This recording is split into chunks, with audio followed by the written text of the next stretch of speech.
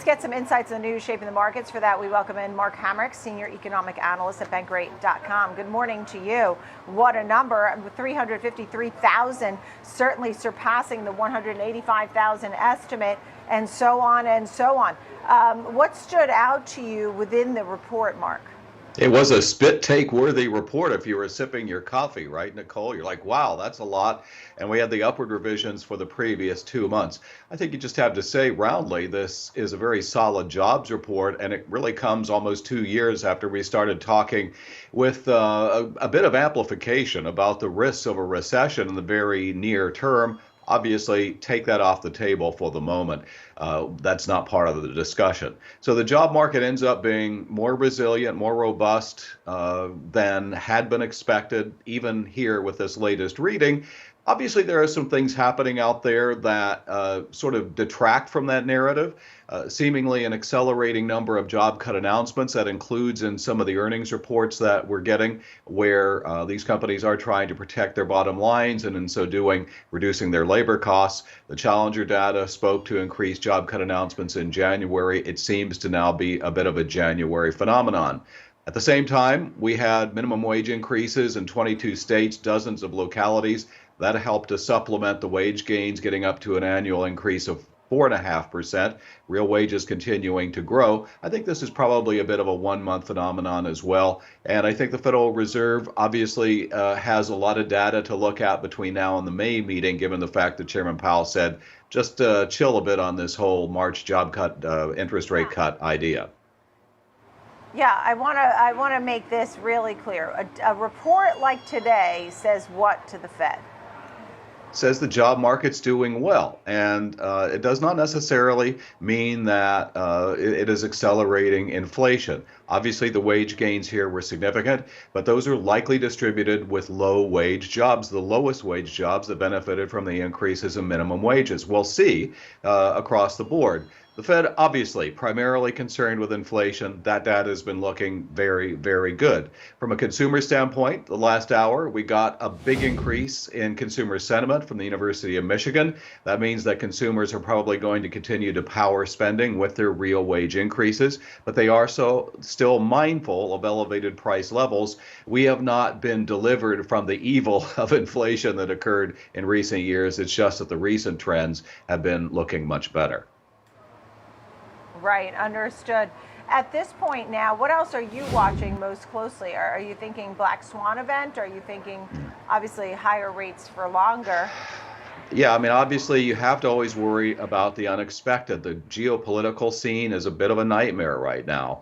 And so whether it's something that happens, in Asia, in the Middle East, those are just the things we can't predict by their very definition. But we have to acknowledge that those risks are numerous and do seem to be accelerating in intensity.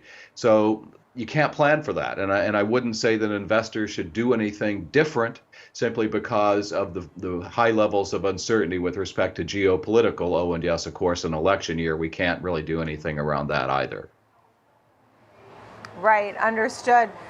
When we think about the election year and how that may factor into the Fed's decisions, I mean, we're hearing 3 cuts, right, from the Fed. I mean, there's no reason to think that has changed too much, or, an election year so far, the markets are doing well. We have had, so goes January, so goes the year, particularly an election year after an incumbent is running again. Your thoughts on some big picture of 2024? Time and time again, including with the now 3 Federal Reserve chairs that I've watched in my work and attended the news conferences since they began in 2011, each and every one, no matter what administration they were appointed by, including this chair who had both a Democrat and a Republican nominate him, will say, politics plays no consideration into our discussions about how we're doing with respect to achieving our dual mandate of stable prices and maximum employment. And I'm telling you, everything that I know, everything that I've witnessed suggests that is the case. Now, obviously, the Fed is accountable to the Congress because it was an act of Congress that created the Fed, but the Fed is not going to get any pressure other than rhetoric and perhaps occasional yelling at hearings on both sides of the Yeah. equation. You know, too much inflation, not helping workers, blah, blah, blah. They know that's going to happen, and that's not going to change their decision around the board table. Yeah. Yeah. And last but not least, when I think about the consumer, there was a time where we used to talk about people didn't have $400 saved, many people. You know, you have 60% living paycheck to paycheck. You have something here about 44% of Americans and the $1,000. Tell me Yeah. that stat and some thoughts on where consumers really are. Yeah.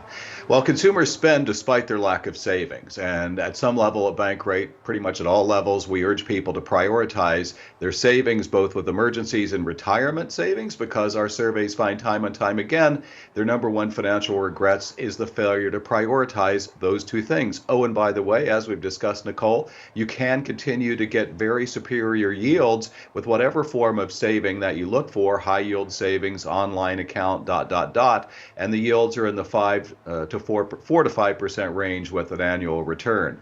Our most recent emergency savings report indeed finds that 44% of Americans would pay an emergency expense of $1,000 or more from savings. 1 in 5 would put it on a credit card, pay it off over time. Those rates now averaging close to 21%. That's costly. That doesn't help you. Yeah, I mean, that's the thing. Those credit card rates are high. Okay, Mark Hamrick, great to see you, bankrate.com. Thank you for being with us. Appreciate it. Thank you. Good luck there at the jobs report, too.